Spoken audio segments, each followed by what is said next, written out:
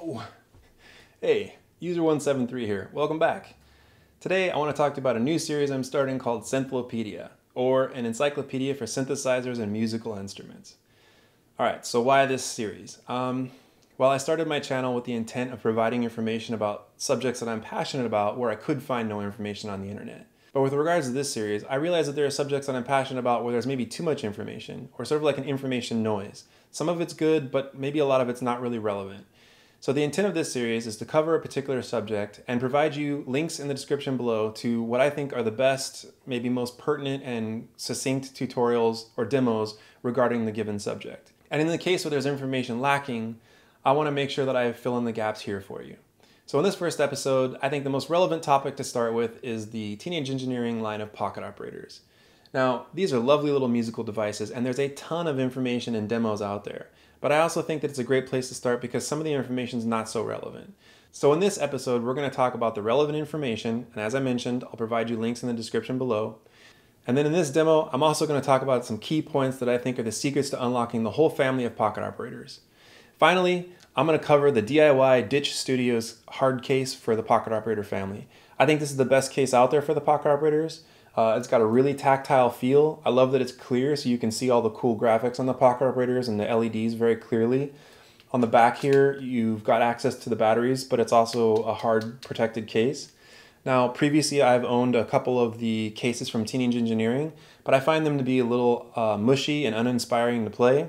And since getting the Dich Studios case, I found myself playing my pocket operators a lot more, so hopefully more videos will be coming with those. But yeah, as always, if this information is useful to you, please like, share, and subscribe. And if you find it particularly interesting, you can hit the bell for notifications for when my new episodes come out. Let's get started. All right, so it goes without saying that the pocket operators are really inspirational and pretty awesome little musical devices, but there's a lot of noise out there regarding information and demos on them. So I've basically collected what I think are some of the most pertinent links. To start, as I mentioned, you should probably always go to the Teenage Engineering website and check out the manual for whichever specific pocket operator that you're looking at. The manuals are really well written. They break down all the functions really well. And yeah, it shows you everything you need to know about how to operate them. And like I said, they're very clear. So if you ever have a question, this is probably the best place to go. But if you're considering buying one and you also want to understand how to operate them, I would start with two people in particular, True Cuckoo, who, as you can see here, has a bunch of tutorials. And this one is particularly on 3 of the pocket operators. But yeah, check out his website. He has some jams as well as some tutorials. He's really great. Next is basically every single pocket operator has a tutorial done individually by Jeremy Blake from Red Means Recording. He's got some amazing demos and jams as well as these individual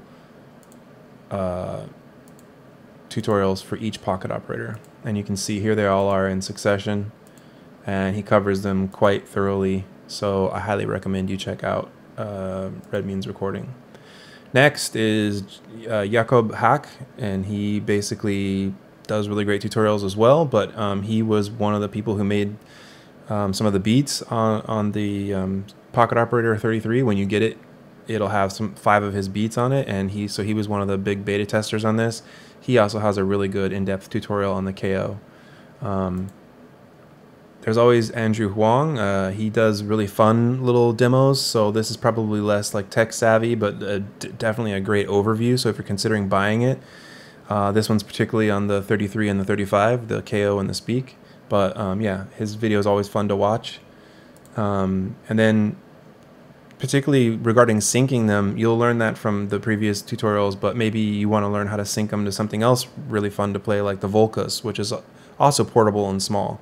They go really well with the pocket operators. So this is a Little Big Synths is a really great site for, as you can see, little big synths. So Volcas and pocket operators. So definitely check out this guy's page as well.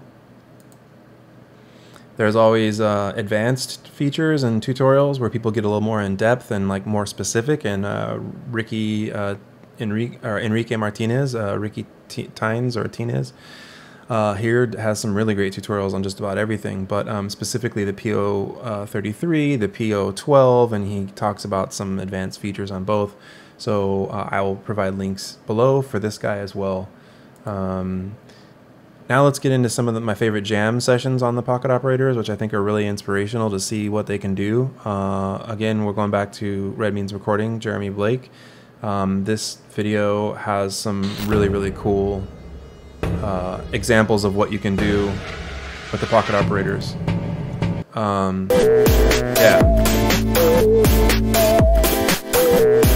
So that's his jam is really good there. This is actually one of my favorites of his. It's on this windowsill, and I just think it's expertly done. Yeah, for some reason to me, this one's really inspiring. And one of the other ones that I saw a few years ago that convinced me to buy the Pocket Operators was this guy, Stefan, and he does a really cool jam here. Yeah. It's all like head cam and everything like that, but it gave me a really good idea of what you could do with these and how fun they are to play. And I think watching him and Jeremy play is probably all you need to see to realize like how fun and intuitive they are. They're with their FX section, and they're just such a joy to play. And it's one of the main reasons why I ended up picking up an OPZ, is because the OPZ is closer to like the Pocket Operators and sort of like playback tweaking, and I really enjoy it. So anyway, yeah, that was the few links that I think are the most succinct and sort of like clear indication of what these are and how to operate them. So now let's just talk about my little tips for understanding the whole family of Pocket Operators, sort of like a couple key areas to pay attention to, and then you know how to operate all of them. Let's see here. All right, so I just was about to finish editing this video, and then I found a quick little thing that I thought should be added to the Pocket Operator Synthlopedia. From the Lines forum, a user over there decided to make a book called Pocket Operations, specifically for like Pocket Operators and Volcas, and I've been looking over it. It's actually really good. It's got about, as you can see here, a few hundred patterns and under 70 pages, and you can get it for free as a PDF, but he asks you to donate to the Tree Trust, which I think is a really good donation. So yeah, make a donation when you download the PDF, or otherwise you can buy the book for $10, and it looks really cool. As you can see here, it looks like it's just a great little example of a bunch of patterns you can use for like house music, or, you know, what else does he got here? I can't read that. Drum and bass, and you know, rolling breaks and stuff. Yeah, it's really awesome. I'm gonna definitely buy it. I downloaded the PDF and checked it out. It's really, really cool. So yeah, whoops, here's the PDF, so you can get a look at it. Yeah, it's really dope. It's got really easy to read breakdown. I noticed that the numbers here are listed, so you know exactly which step that is, which is a really cool addition, instead of it just being blocked in. Some of them are just blocked in, so I think that's really awesome. So yeah, support this dude and check out his book of drum breaks for your Pocket Operators. Okay, in 2013, Teenage Engineering paired up with a clothing company called Cheap Monday, and by 2015 January, they co-released the Pocket Operator, which was the cheaper alternative to the really successful OP1. It was kept minimalistic to cut cost, and also because it was pretty cool looking. The first series to come out was the PO10 series, which is the Rhythm, Sub, and Factory.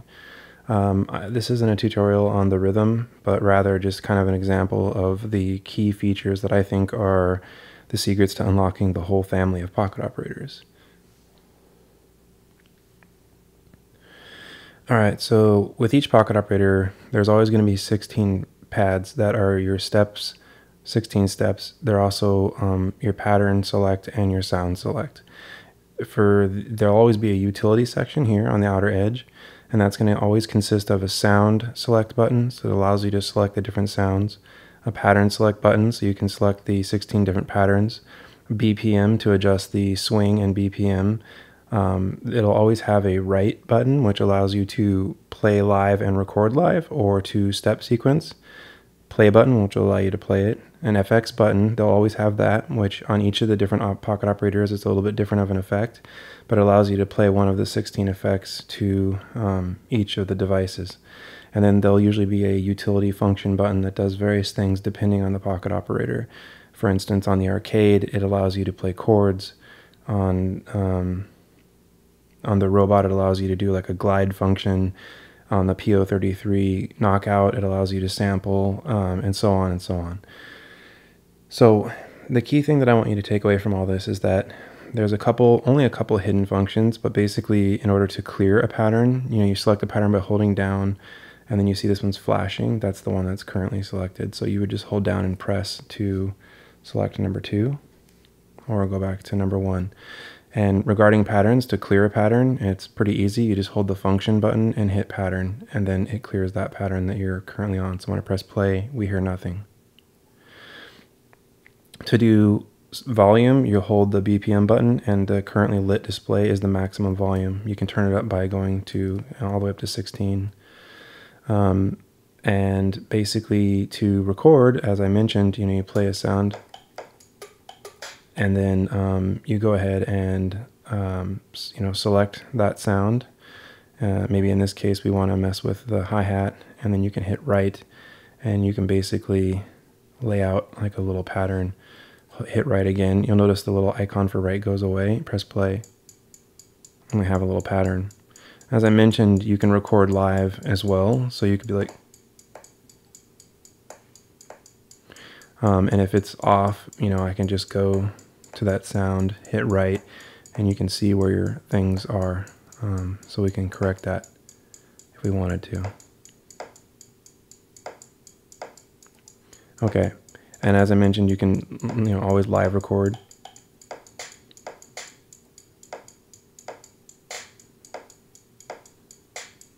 Okay.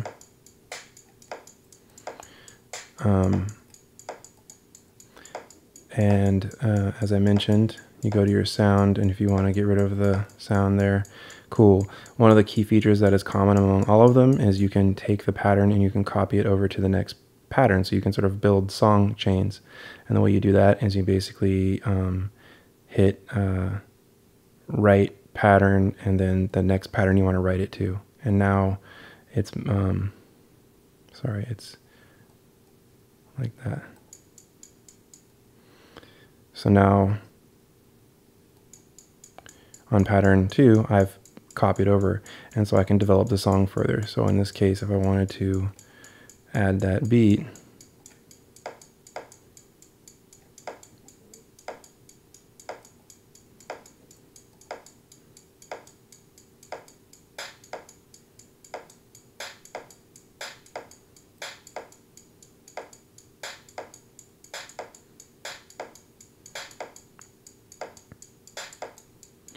right, and then you could basically take that pattern and once again copy it over to the next one, and now we have that there, and we could develop that further.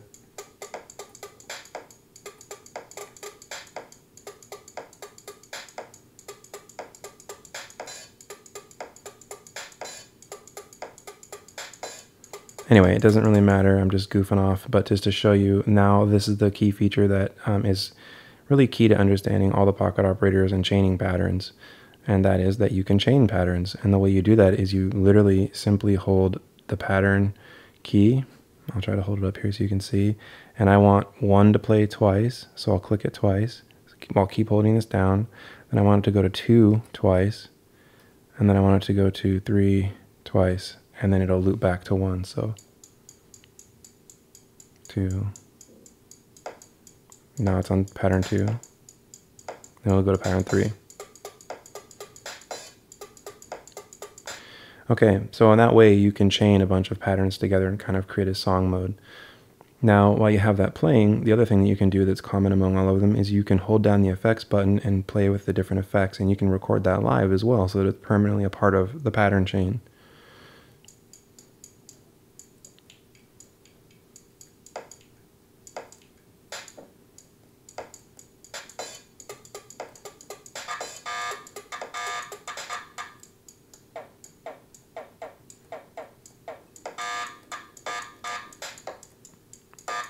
Anyway, that's really terrible sounding.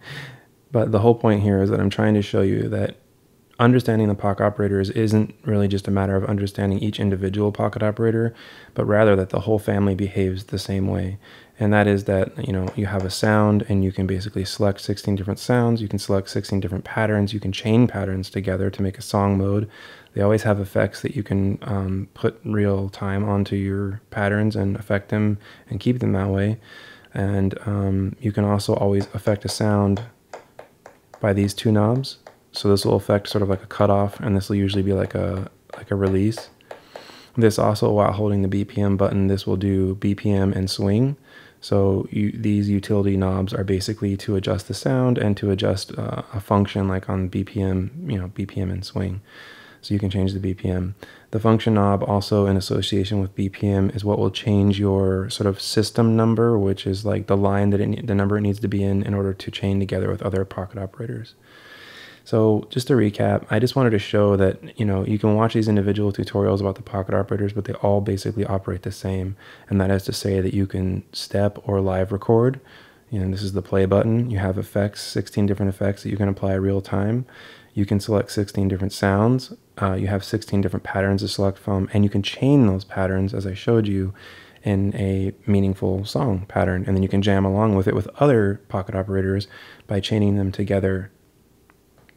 And then lastly, you have these knobs, which are just further utility functions to live record or tweak sounds or BPM or swing or whatever. And you can copy and paste patterns, so you can develop the song as you go and then chain it together however you like. All right, so that hopefully is a not too long sort of breakdown of just the general idea of a pocket operator and how every one of the family will basically operate under those conditions. The key thing to look out between each pocket operator is what the function button eventually does, because like I mentioned, on the arcade it plays chords, on the robot it is a glide function, and so on and so on. They're all very different. So in the links below, you're going to see all perfectly great guides for each individual pocket operator. I highly recommend checking them out. Also check out some of the jams that I posted. I think they're really good examples of what you can do with these things. They're really fun devices, and although what I just played for you is uninspiring, I promise you these are really a lot of fun. Okay, and then like what you see here is the pocket operator cover that comes from Teenage Engineering. You have to buy this separately.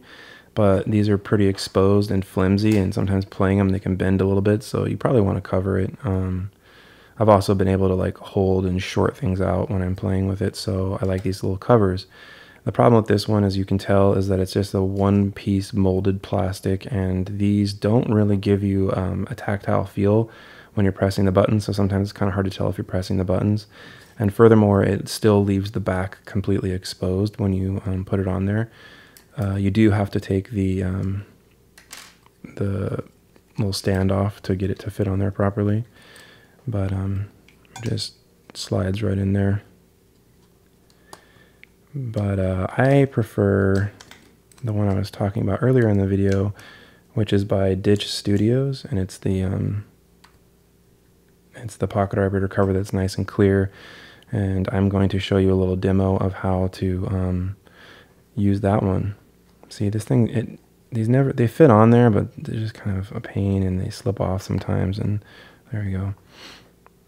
And as you can tell, you can still operate it just fine, but when I'm pressing play, like, it's harder to see the LEDs through this. It's much harder, and I prefer the clear case that's more of a hard case, and it still feels like it flexes a little on this one, so like I said, I prefer the one I'm about to show you. So let's get to that. I'm going to show you that now. All right, so we're back. I bought a couple of cases already from Dich Studios, and this is how they come. They come wrapped in bubble wrap, and then they're in this little plastic bag. And you know, just be careful when you're using a knife. I've already learned a couple of tricks for these, to put these together, to make it a little bit easier, because you can make some mistakes, get like super glue all over the place, which is not cool for the clear plastic. It comes covered like this, which is really nice, so you'll have to peel this off when you're ready. It comes with the front pieces. This is the glass piece that will lay actually like that on top of your pocket operator. Again, it has a cover on it. You'll take that off, And it comes with the bottom piece, and then the bottom piece also has a little piece that fits in here, and that's what your pocket operator will sit on, and that's where the batteries go. So we'll get to that in a little bit. You're going to get a little instruction manual, which is, to be honest, maybe not as helpful as it could be. And then you get all the little DIY parts that you have to put together yourself. So I have some tape from a previous one. I find that this is pretty helpful and I'll show you here when I put it together. Maybe a little Q-tips for cleaning. You're going to need some super glue, and you're going to need a pocket operator to put it in. So let's get that out of the way while we do this. It doesn't matter what kind of super glue you buy.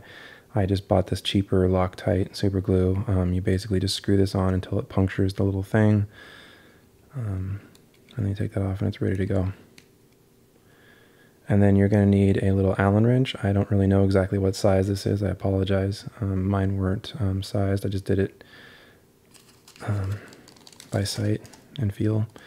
And it could be because you need these parts to put this together. But what I'm going to show you is how to put together these pieces, the buttons, and some things to watch out for. The first tip I can give you is that when you super glue all these, let them dry for like 24 hours. And the reason I say that is because they will off-gas a little bit and it will get in between. So this plastic piece basically here is what's going to stop the shapes of the pocket operators from just falling through. So you're going to insert them once they're completed in here. And then, you know, this is the side that you're going to be pressing on the buttons, and you'll see. But as you notice, if you can see here, some of them are shaped with a little notch, and then like these ones up here are all circular. But you'll notice this is circular and this one's notched as well. This is the play button and this is the record button. See, as you flip it over, records here. And the record button right here has a little, I don't know if you can see, a little white ring, and that's the one that goes for record. So that definitely needs to be a circular one instead of one with a little notch. What I mean by that is, if you can see on these, like these have little notches pointing that way. And then over here we have some perfectly circular ones. So the first thing we definitely know we need a circular one with this guy. Now, when we super glue these, it only takes just a tiny little dollop of super glue, and you want to make sure that before it dries, it's centered, because if they get off, then they don't really fit in here properly, and then when you screw it all together, it's hard to like press them. The buttons might get stuck or whatever. So you want to make sure that they're centered. So my advice to you is to just do one at a time, because once the super glue sets, which can be pretty fast, you might have to take a knife and cut this apart if you want to get it correct. But they do give you some extras, so you'll be able to, I would just go ahead and make all of them, and then let them all dry just in case you need some extras, because like I said, these can get off from center and it won't really work. So the two key takeaways I want you to take from this is take your time, just do one at a time, and then also let them dry for 24 hours so that the off-gassing doesn't get all over the plastic, and then it's going to be really hard to clean. It'll make it all smudgy and gross. So yeah, it just takes a little teeny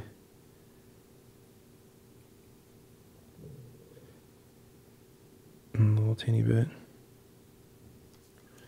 That's too much. It's the first one out of the tube, so I'm just going to take some of it off.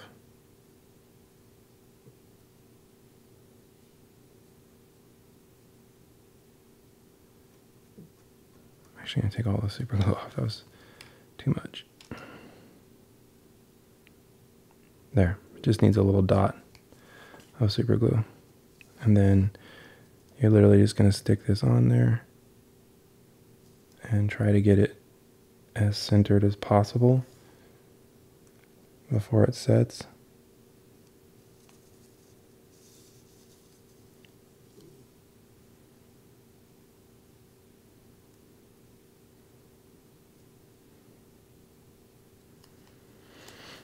There, I think that's pretty good.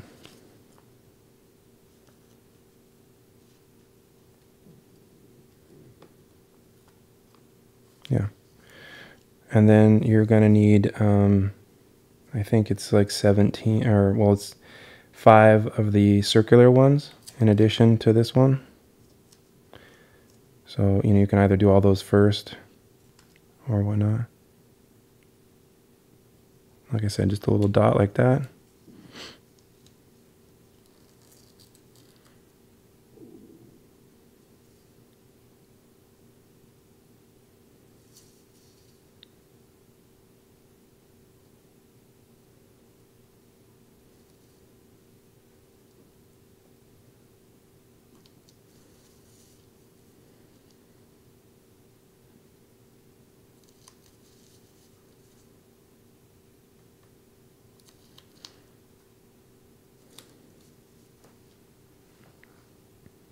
There we go. Again, like I said, you're going to need 5 of these circular ones, and then the rest will be your, I'm using a sticky piece of tape because it helps so this doesn't move out from under you when you're placing this. So there. Anyway, so I'm going to go ahead and stop the video now, and I'm going to continue and build all of these little things, and then eventually, these are some extras that I have from other ones. Eventually they'll look like that, and when they're all dry, we'll install them, and that's going to be in the next section. I'll install them and put this thing together and show you how it works. Alright, so we have waited 24 hours, and all these have dried, and I've got some extras here in case I need them. So the easiest way to probably put this together is to take the little tape off of these guys. So you expose the nice, clean, clear surface.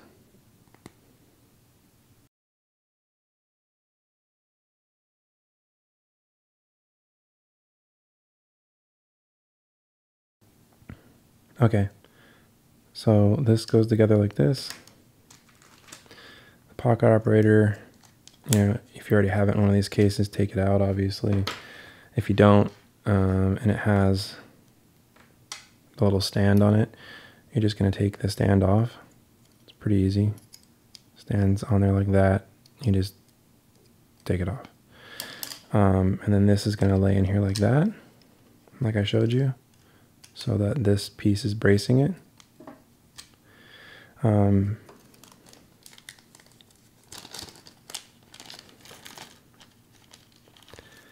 At this point, I'm not going to install the little rubber feet yet on the bottom of this. I'm just going to install these screws.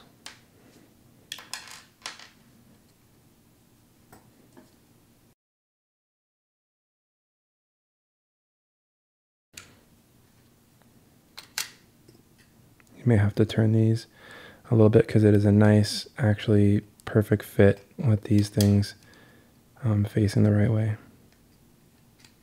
Like that. You can always tighten them out later. So take your time, especially with gluing them together, and be patient with them drying, because I did one and let it dry for like an hour.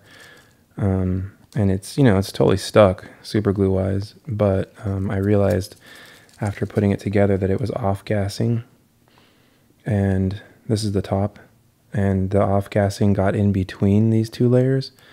It didn't stick it together, but it just made it all like opaque, and it was actually, I really had to polish it to kind of get it clean again. So anyway, you put these together like this, and then you flip it upside down, and then you can start placing these little guys in here.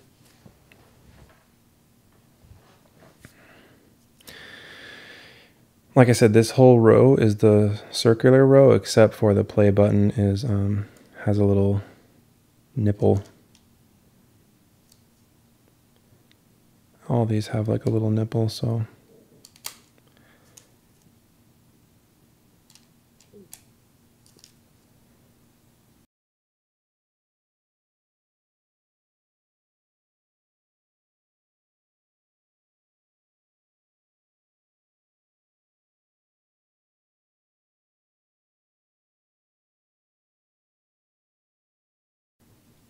there, I messed that up. So as you can tell, like I said, all of the outer row here has just a circle. This one has like a little notch.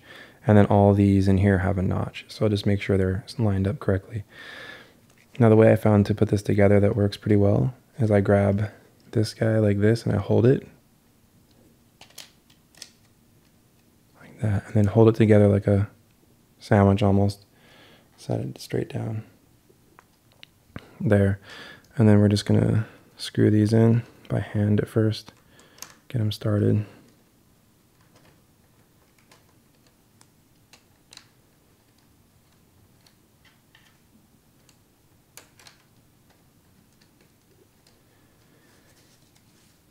And then like I told you, you need like a little Allen wrench.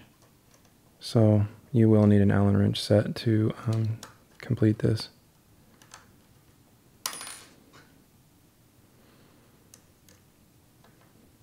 And the cool thing about this case is it'll actually make the pocket operator a little bit louder because it the speaker is underneath the batteries, and with this case it sort of echoes the speaker.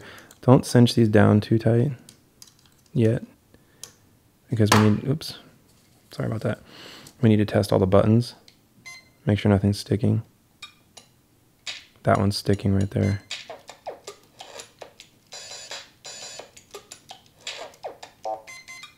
That one is stuck. Test these as well. Okay, everything works. This one is stuck though. So if we look, you might not be able to see, but we can see if it's kind of just off. Yeah, it's off a little bit. So we just need another one of these ones that we made. So like I told you, it takes just a little bit of trial and error. Sometimes you get lucky. A couple of them have just, they work right away.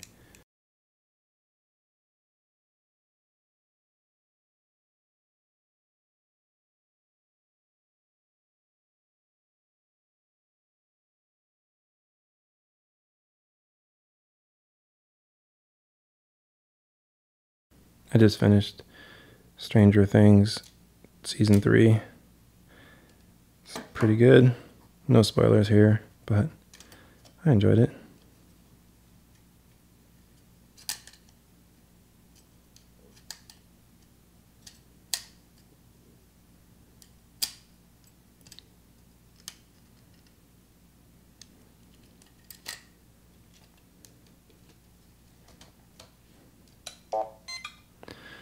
All right, that seems pretty good. Again, don't cinch these down too tight because it might lock. You can kind of keep it loose and then make sure all the buttons are loose and then tighten it down. That way none of the buttons are kind of getting pinched, sandwiched. So just like tighten them down by hand a little bit at first, I think. Okay, it seems good. And then without touching the top or anything, just finish tightening it. Because you don't want to move the two plastic pieces and then have them pinched down, maybe sandwiched apart a little bit. And then that locks a button in place there. Cool. We're good to go. Now I can make sure that these bottom ones are tight. Yeah. So to finish off this tutorial, little demo, key takeaways are make sure you take your time and glue these on straight, because they will, if they are a little crooked, it will not play properly. And the biggest takeaway is wait for them to dry for like 24 hours at least before you put them together, because you will get gunk all over the plastic and it'll be a little difficult to get off. You can always change the batteries without taking it apart, which is a really cool feature. Unlike this one, the bottom's not exposed, so I really enjoy that. And it comes with these little rubber feet that I recommend you put on last, because you might put them on and sort of block the hole where the screw goes. Cool, and now you have a really nice rubberized surface, and you can just jam. and they sync up really well together. The little barrel plugs, the little metal barrel plugs, are really great. This has a little hole cut out so that they fit perfectly in there, and these guys cinch together really, really nice. I love this case. I think it's a really great case. As you can tell, it's well cut, fits perfectly, protects your screen, and the buttons have a much more clicky, tactile feel, which I really enjoy. The only drawback of this that I can think of before I depart is that on the PO33, when you're using the record button, the function button up here that's a record button, you can hear, see how they make like a little bit of clacky noise in there? Depending on which button you're recording to, and when you release, you might hear like a little bit of a clack. So that's kind of the only drawback. But that's if you're using the speaker on the PO33 to record with. You might want to just record on the line in, so you get cleaner signals anyway. But I'm just saying that's the only drawback that I can think of with these. Otherwise, I really dig this. They're easy to clean, easy to take apart. The only hard part is just kind of making sure that you glue everything centered. So there you go. I hope this tutorial has been really helpful for you. As I mentioned, please like, share, and subscribe. If you find these particularly valuable, you can click the bell for notifications of when my next episode arrives. And down in the links below, you're going to find all the links that I talked about, as well as some social media links for myself if you want to connect in that way. If I've gotten anything wrong, please feel free to leave a comment in the sections below. I want to get this information right, so I appreciate the feedback. Okay, see you in the next one. Bye.